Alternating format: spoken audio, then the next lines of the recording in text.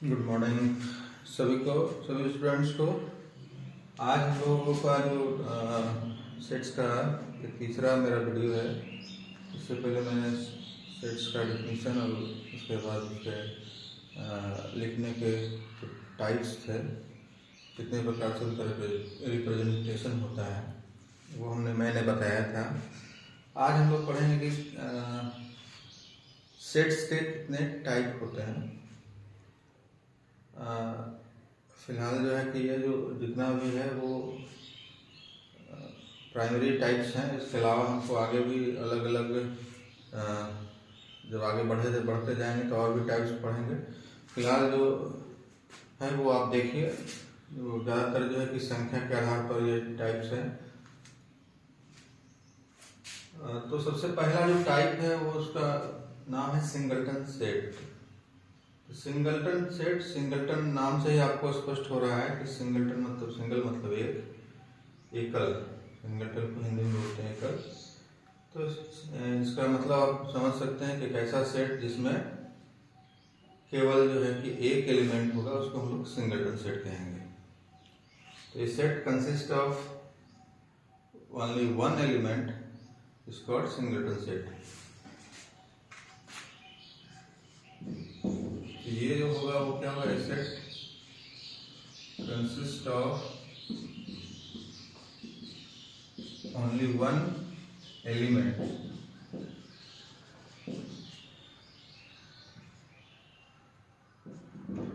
Is called singleton set.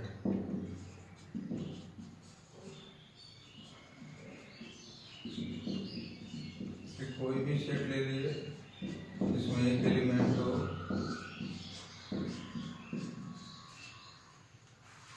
Single element होना चाहिए, उसको हम लोग क्या बोलेंगे, सिंगलटन सेट। उसके बाद दूसरा भी आपको नाम से स्पष्ट हो रहा है, पेयर्ड सेट। पेयर मतलब होता है जोड़ा, हिंदी में बोलेंगे जोड़ा या युग्म। तो जोड़ा जो नाम से आ रहा है, जोड़ा मतलब क्या होता है, दो।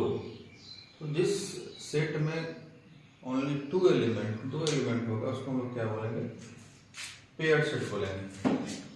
तो ये इसका भी डिफिनीशन जो है, इसका भी मतलब आप उसके नाम से समझ सकते हैं। Set consist of only two element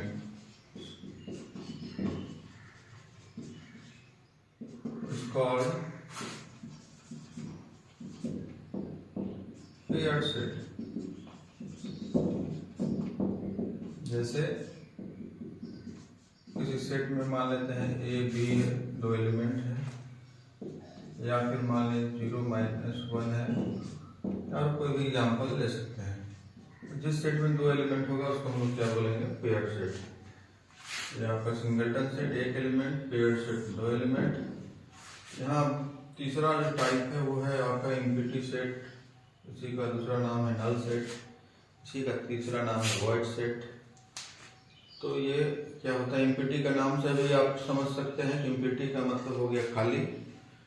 तो ऐसा सेट जिसमें एक भी एलिमेंट नहीं हो, उसको क्या कहेंगे, एम्प्टी सेट। तो एम्प्टी सेट को हम लोग जनरली जो है सेट बिल्डर फॉर्म में, रोस्टर नहीं बल्कि सेट बिल्डर फॉर्म में लिखते हैं। क्योंकि अगर उसको रोस्टर फॉर्म में लिखेंगे तो सिर्फ उसमें जो है कि उसका जो नोटेशन होगा वो खाली ब्रैकेट होगा, तो सारा यानी कि एक भी एलिमेंट नहीं है। तो हम जो है इसका जो है कि इसको हम लोग जो है कि सेट बिल्डर फॉर्म में डिनोट करते हैं। यानी और आगे देखेंगे, इसके एग्जाम्पल से समझ में आएगा। तो कैसा सेट को बोलेंगे empty set, a set consist of no element is called empty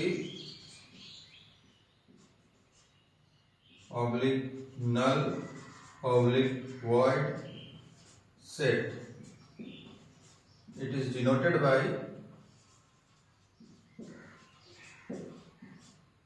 इसको हम लोग फाई, इसको फाई पढ़ते हैं, फाई से डिनोट करते हैं, या फिर खाली ब्रैकेट से डिनोट करते हैं। अब इसके हम लोग एग्जांपल्स देखेंगे।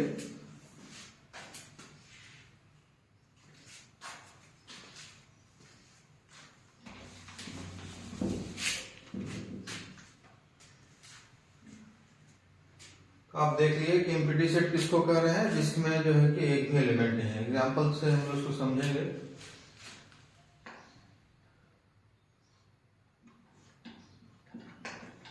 एक सेट हमने लिया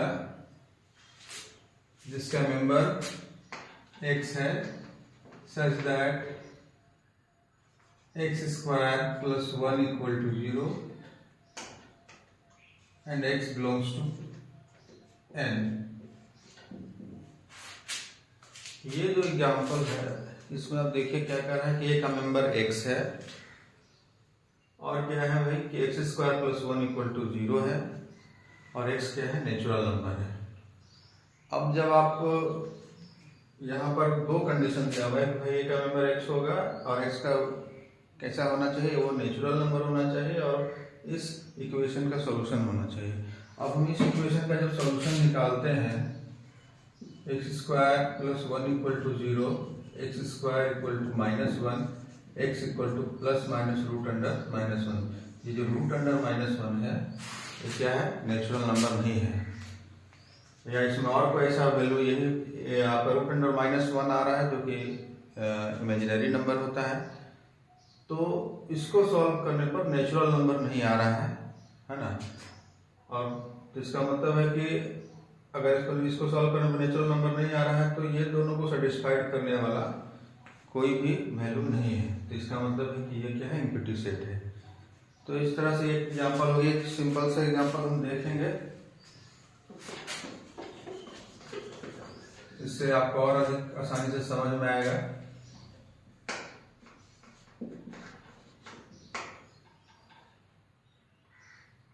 b equal to x is that x is the prime minister of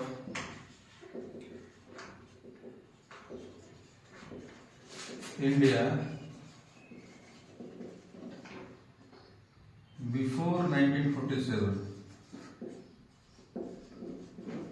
b एक ऐसा सेट है जिसका मेंबर कौन है, तो प्रधानमंत्रियों का यह समूह है। b में एलिमेंट x क्या है, भारत के प्रधानमंत्री हैं और भारत के कैसे प्रधानमंत्री, जो 1947 से पहले बने हैं। तो पहले आज़ाद तो हमारा देश 1947 में हुआ था और संविधान भी 1950 में लागू हुआ है। तो प्राइम मिनिस्टर जो है हमारा कब से बनना शुरू हुआ, पहले तो 1947 के बाद जो है कि वहाँ से जो है कि पंडित नेहरू को बनाया गया प्रधानमंत्री और बाद में संविधान लागू हुआ, तब गणतंत्र हुआ हमारा देश और तब गणतांत्रिक व्यवस्था जो है कि हमारे देश में लागू हुआ। अभी क्या है कि कह रहा है कि भाई ऐसे प्रधानमंत्री जो 1947 से पहले भारत के हों। तो भारत तो उससे पहले गुलाम था और उससे पहले उसमें राजतंत्र था, तो कोई प्राइम मिनिस्टर थे नहीं। तो इस तरह से इसके मेंबर क्या होंगे, 0 होंगे। तो इस तरह के जो सेट होंगे उसको हम लोग क्या बोलेंगे, एम्प्टी सेट बोलेंगे। अगला हमारा जो टाइप है वो है हमारा फाइनाइट सेट।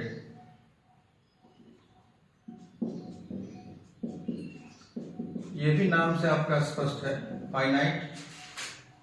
फाइनाइट मतलब परिमित, शुद्ध हिंदी में बोलेंगे, नहीं तो बोलेंगे निश्चित, फिक्स। तो फाइनाइट सेट का मतलब हो गया कि भाई ऐसा सेट जिसमें एलिमेंट जो है फिक्स हो, उसकी संख्या हम गिन सकते हैं। जिसका संख्या हम गिन लेंगे उसको हम लोग क्या बोलते हैं, गिन सकते हैं, उसको हम लोग क्या बोलेंगे कि भाई ये सेट जो है कि फाइनाइट है। तो a set consist of finite number of elements is called finite set। Finite set में ये भी आ जाएगा, एकल सिंगलटन भी आ जाएगा, पेयर भी आ जाएगा, एम्प्टी सेट भी आ जाएगा। इसके अलावा जिसमें 4 एलिमेंट हो, 5 एलिमेंट हो, 10 हो, 1000 हो, 1 लाख हो, 10 करोड़ हो, और जिसमें हम लोग काउंट कर सकते हैं उसको हम लोग फाइनाइट सेट कहेंगे। जैसे जैसे आपको पूछा जाएगा कि भाई कौन सा फाइनाइट सेट है, तो एग्जाम्पल देगा, अब दिया हुआ रहेगा जैसे कि पेड़ के पत्तों की संख्या, तो आप सोचेंगे कि नहीं फाइनाइट है, नहीं, पेड़ का एरिया फिक्स है, तो उसका एरिया प्रोसेक्शन निकाल के हम लोग उसको निकाल सकते हैं उसमें। तो फाइनाइट सेट जो है जिसमें जो है कि क्या होना चाहिए, एलिमेंट की संख्या फिक्स होना चाहिए, ठीक है। तो एलिमेंट की संख्या अगर फिक्स है जिसको हम ज्ञात कर सकते हैं, चाहे वो लाखों में हो करोड़ों में हो, लेकिन हम उसको फाइंड आउट कर सकते हैं, वैसे सेट को हम लोग क्या बोलेंगे, फाइनाइट सेट कहेंगे। जिस सेट में एलिमेंट अगर फाइनाइट नंबर में हो उसको हम लोग क्या कहेंगे, फाइनाइट सेट कहेंगे। बड़ा आसान सा चीज है। आपको सवाल आएगा कौन फाइनाइट है कौन इनफाइनाइट है। अब आते हैं इसके एग्जाम्पल में, हम कोई भी एग्जाम्पल लिख देते हैं। मान लेते हैं let set A equal to 1 2 3 4 5, B equal to 2 4 6, किसी को भी लिख सकते हैं, कोई एग्जाम्पल दे सकते हैं। अब आइए इनफाइनाइट सेट, नाम से स्पष्ट है ये इनफाइनाइट अनंत हो गया, अपरिमित हो गया। तो ऐसा सेट जिसमें सदस्यों की संख्या जो है, नंबर ऑफ एलिमेंट जो है वो क्या होना चाहिए, इनफाइनाइट होना चाहिए, जिसको हम लोग काउंट नहीं कर सकते हो, क्या कर सकते हैं, अनकाउंटेबल हो। तो ऐसे सेट को हम लोग क्या बोलेंगे, इनफाइनाइट सेट कहेंगे। तो इसका भी डेफिनेशन सिंपल है, a set consist of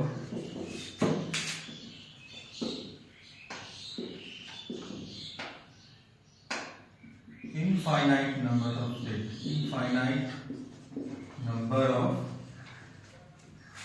elements, is called infinite set। Example में आप देख सकते हैं जैसे नेचुरल नंबर के सेट को से नोट करते, इसी से आपको बहुत सारा चीज। अब हम लोग जब रोस्टर फॉर्म में हमने सेट फॉर्म में हमने लिखा था, तो उस समय हम लोग कैपिटल एन का जिक्र किए थे। कैपिटल एन मतलब होता है सेट ऑफ नेचुरल नंबर यानी हिंदी में प्राकृतिक संख्या। तो भाई नेचुरल नंबर शुरू कहाँ से होता है, तो आपका होता है 1 से, और समाप्त क्या है, वो इनफाइनाइट तक जाता है। तो सेट ऑफ नेचुरल नंबर ये आपका हो गया 1 2 3 4 5 6 डॉट डॉट डॉट। इसी तरह कोई भी और एग्जांपल ले लिए, ठीक है, मान लीजिए A इक्वल टू ले लिए, सेट ऑफ इवन नंबर लिए 2 4 6 8 10 डॉट डॉट डॉट, ठीक है, डॉट डॉट डॉट है मतलब वो आगे इनफाइनाइट तक है। इस तरह सेट ऑफ इंटीजर जिसको हम जेड से डिनोट करते हैं, जेड पॉजिटिव नेगेटिव दोनों डायरेक्शन में जो है कि इनफाइनाइट होता है। एक तरफ 0 1 2 3 4 ये हो गया, इधर नेगेटिव आपका माइनस में चला गया। सेट ऑफ होल नंबर जिसको हम लोग जो है कि डब्ल्यू से डिनोट करेंगे, अब वो 0 से चालू होता है, 0 1 2 3 4 लेकिन इनफाइनाइट तक। सेट ऑफ रियल नंबर तो हम ऐसे उसको दिखा भी नहीं सकते लिख के, सिर्फ उसको सेट बिल्डर पर लिखना होगा। तो सेट ऑफ रियल नंबर जो है कि आपका होता है, ऐसे भी इनफाइनाइट है, उसको आर से डिनोट करेंगे। सेट ऑफ रैशनल नंबर को क्यू से डिनोट करेंगे। तो ये हो गया आपका इनफाइनाइट सेट। तो आपको इनफाइनाइट सेट, फाइनाइट और इनफाइनाइट सेट में कुछ कैसा सवाल आएगा, कुछ सेट्स दिए होंगे उसके, और उसमें आपको बताना होगा कौन फाइनाइट है कौन इनफाइनाइट है। इसी तरह बहुत सारे सवाल ऐसे होंगे जिसमें आपको ये बताना होगा कि ये पेयर सेट है या सिंगलटन सेट है या एम्प्टी सेट है। विशेषकर एम्प्टी सेट के बारे में पूछा जाता है, फाइनाइट इनफाइनाइट के बारे में पूछा जाता है, इक्वल और इक्विवेलेंट के बारे में पूछा जाता है। इक्वल सेट्स जो है कि कंपेयरिंग टू सेट्स या दो से ज्यादा सेट को कंपेयर करेंगे, उसके हिसाब से डिफिनीशन है। भाई अगर दो सेट को इक्वल कब कहेंगे, जब दोनों में सेम एलिमेंट हो, दोनों में सेम एलिमेंट हो, एक ही एलिमेंट हो, जो एलिमेंट पहले सेट में है वही एलिमेंट दूसरे सेट में है, तब दोनों सेट को हम लोग क्या बोलेंगे, इक्वल सेट कहेंगे। अगर 3 सेट है तो तीनों के लिए वही कंडीशन होगा। तो 2 sets are called equal sets if both have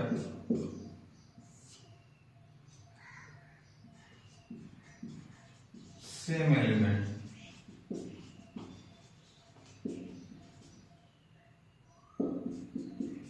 example के लिए दे रहे कि भाई लेट कोई सेट ए है इक्वल टू 1 2 3 है और कोई सेट बी है जिसमें 3 2 1 है। सिर्फ ऑर्डर चेंज किया हुआ है लेकिन दोनों में क्या है, सेम एलिमेंट है। लिखेंगे therefore A equal to B, दो सेट बराबर है तो इसी तरह लिखेंगे ए इक्वल टू बी। अब आते हैं हम लोग लास्ट में, ये जो है जो इधर के एक्सरसाइज के लिए शुरुआत में काम देगा। आगे हम लोग पढ़ेंगे और भी सेट है, यूनिवर्सल सेट है, प्रॉपर सेट, सबसेट है, प्रॉपर सबसेट है, उसके बाद डिसजॉइंट सेट है। इस तरह से बहुत सारा सेट है जो आगे हम लोग जैसे जैसे आगे बढ़ेंगे वैसे हम लोग पढ़ेंगे। अभी जो है यहाँ पर देखिए इक्विवेलेंट सेट। इक्विवेलेंट इक्वल मतलब यहाँ पर होता है बराबर, मतलब सीधा सीधे दो सेट बराबर सेम है, एक ही एलिमेंट है तो इक्वल है। इक्विवेलेंट का मतलब होता है समतुल्य। पढ़े होंगे इक्विवेलेंट ट्रायंगल, जैसे आपने पहले पढ़ा होगा कि भाई ट्रायंगल जो इक्विवेलेंट होता है, सर्वांगसम त्रिभुजों के बारे में पढ़ा होगा कि भाई जो उसके बाद जो है कि समरूप पढ़ा होगा। तो ये एक तरह से ये आप समझ लीजिए कि इक्विवेलेंस को आप समरूपता के हिसाब से दिमाग में बैठा सकते हैं कि दो सेट एक जैसा दिखने में लगे तो उसको हम लोग इक्विवेलेंट सेट बोलेंगे। एक जैसा जब दिखेगा तो उसको हम लोग क्या बोलेंगे, इक्विवेलेंट बोलेंगे। एक जैसा कैसे दिखेगा, तो दिखने का कंडीशन है कि भाई दोनों में जो है सेट है कि दोनों में अगर सेम नंबर ऑफ एलिमेंट हो, चार इसमें भी हो चार उसमें भी हो, दो इसमें भी हो तो दो इसमें भी हो, तो दोनों ही सेट जो है दिखने में एक जैसे लगेंगे तो उसको हम लोग बोलेंगे इक्विवेलेंट सेट। तो समतुल्य में क्या है, नंबर ऑफ एलिमेंट बराबर होना चाहिए। तो जब नंबर ऑफ एलिमेंट बराबर होगा दो सेट्स में या तीन सेट्स में या जितना भी सेट है, तो अगर सारे सेट्स में अगर नंबर ऑफ एलिमेंट अगर बराबर है तो उन सेट्स को क्या बोलेंगे, इक्विवेलेंट सेट कहेंगे। तो दो सेट्स के कंडीशन में अगर हम लिखते हैं तो two sets are called equivalent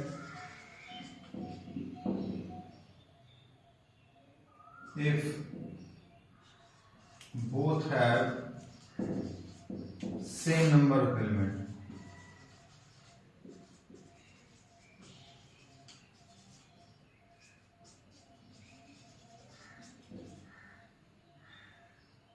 example में आप देखिए, मान लेते हैं कि लेट ए इक्वल टू 1 2 3 है and B equal to A B C है। दोनों में क्या नंबर ऑफ एलिमेंट सेम है, एलिमेंट अलग अलग है। तो यहां पर हो गया,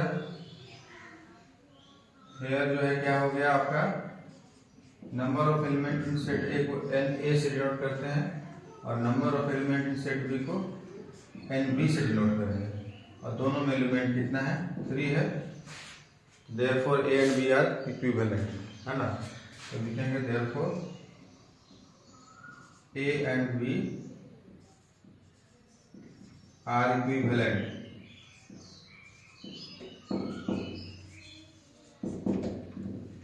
तो इस तरह से ये टाइप ऑफ सेट्स है और इस पर जो है कि फिर हमारे पास सवाल होंगे इसको लेकर के कि भाई कौन सा जो है कि पहले पूछा जाएगा कि भाई पहचानिए कि कौन जो है कि इन्फिनिटी सेट है, कौन फाइनाइट सेट है, कौन इनफाइनाइट सेट है, कौन इक्वल सेट है।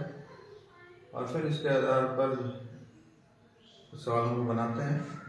इसके बाद हम लोग आगे बढ़ेंगे तो उपसमुच्चय यानी सबसेट पढ़ेंगे।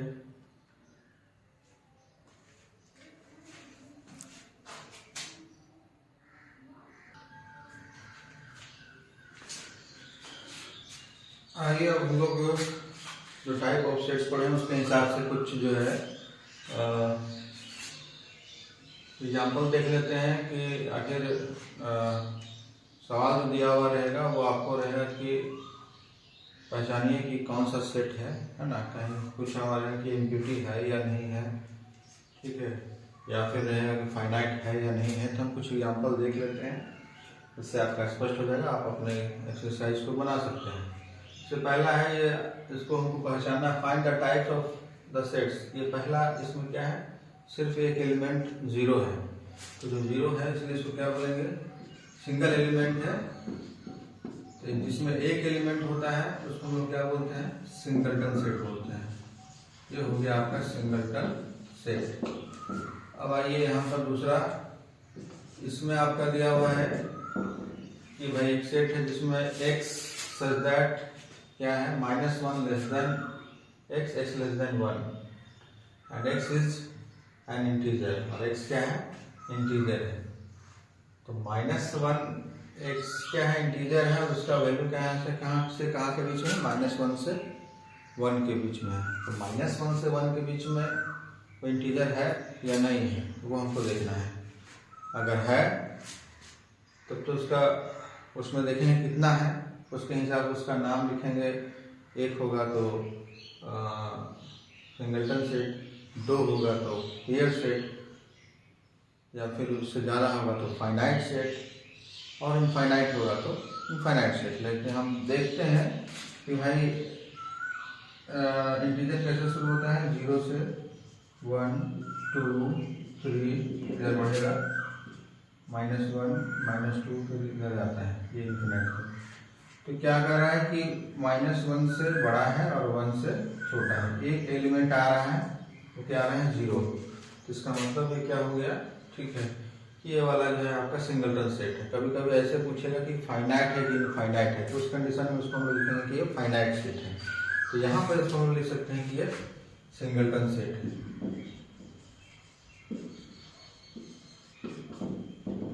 फाइनाइट इनफाइनाइट की बात करेंगे तो वहां पर क्योंकि वैल्यू जो है एक एलिमेंट आ रहा है, तो वो आपका जो है क्या हो गया, ये फाइनाइट सेट हो गया। अब यहाँ देखिए तीसरा एग्जांपल है कि भाई इसका नंबर x है, और कैसा x है, x does not equal to x। ऐसा कोई नंबर होता है जो स्वयं के बराबर ना हो, तो ऐसा कोई भी नंबर नहीं है जो स्वयं के बराबर नहीं हो। तो भाई इसका नंबर x है जो खुद के बराबर नहीं हो, तो ये संभव नहीं है, पॉसिबल नहीं है, ये अनरियल कंडीशन है। तो इसमें लिखेंगे कि भैया ये है, इसमें कोई मेंबर नहीं आएगा, ये एम्प्टी सेट होगा। अब आते हैं इसमें है सेट, ऐसा सेट है जिसका नंबर x है और लिखा हुआ क्या है, x² = 2 and x is rational. Rational जिसको बोलते हैं कि भाई p/q के रूप में, हिंदी में बोलते हैं परिमेय संख्या जिसको p/q के रूप में लिख सकते हैं। तो इसको सॉल्व करने पर परिमेय संख्या आता है कि नहीं आता वो देखना। पहले एक तरह से फॉर्मूला है, इसको हम लोग सॉल्व करेंगे। सॉल्व करने के बाद देखेंगे कि अगर फॉर्मूला आता है तब रैशनल आता है तो ठीक है, नहीं आएगा तो फिर जो है कि उसके हिसाब से हम लोग लिखेंगे। तो x² क्या लिखा हुआ है, 2। तो x क्या हो जाएगा, ±√2 स्क्वायर रूट हो गया।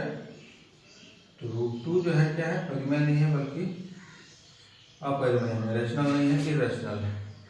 तो ±√2 आ रहा है, इसका मतलब है कि भाई इस कंडीशन को सेटिस्फाई करने वाला कोई भी रैशनल नंबर नहीं है। तो इसका मतलब इसमें एक भी मेंबर नहीं आएगा, ये भी क्या हो गया, आपका एम्प्टी सेट हो गया। अब आते हैं इसमें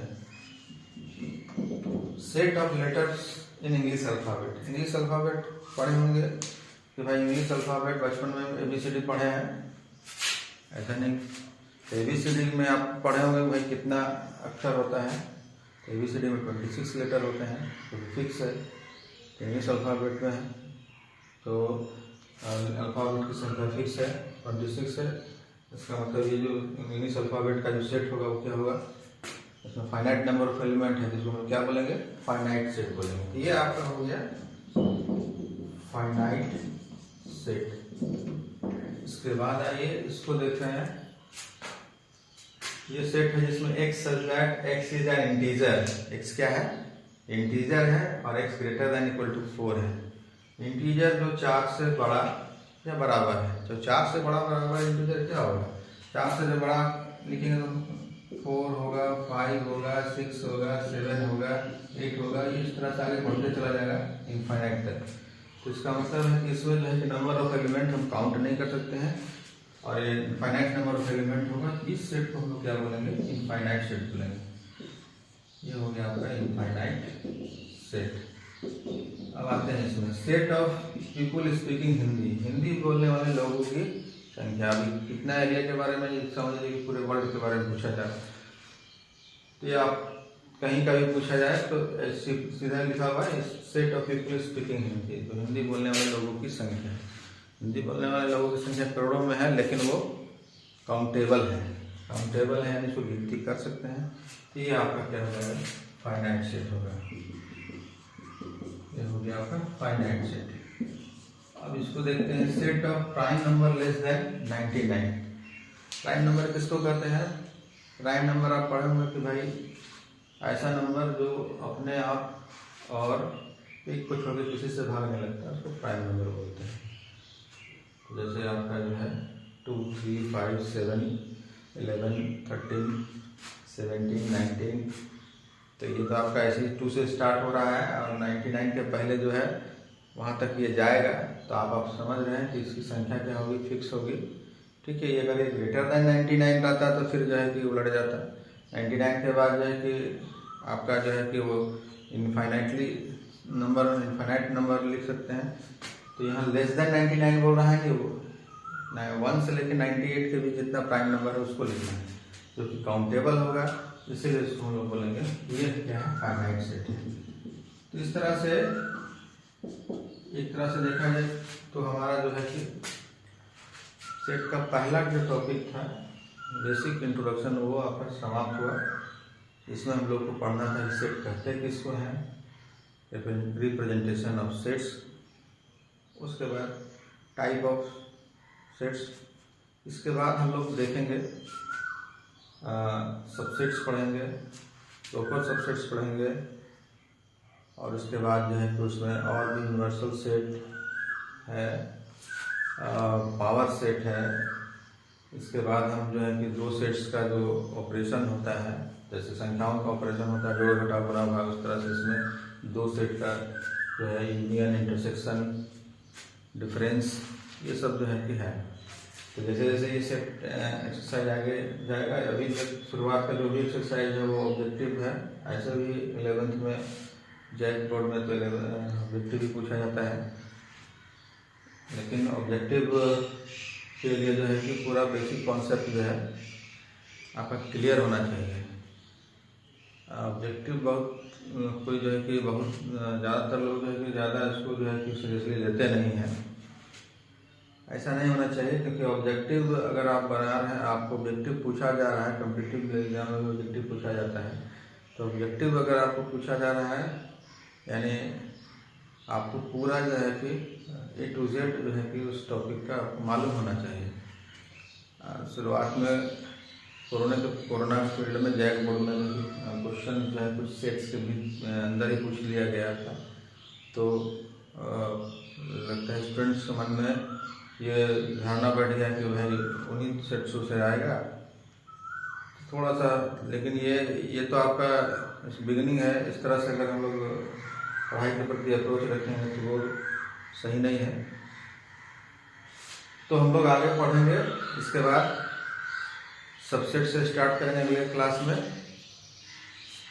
और कोई बाकी जो भी पूरा जो हमने पहले ही बताया कि पूरा जो भी सेट का जब टॉपिक खत्म होगा तो इसका NCERT का नोट जो है मैं जो आप लोग को प्रोवाइड कर दूँगा। धन्यवाद।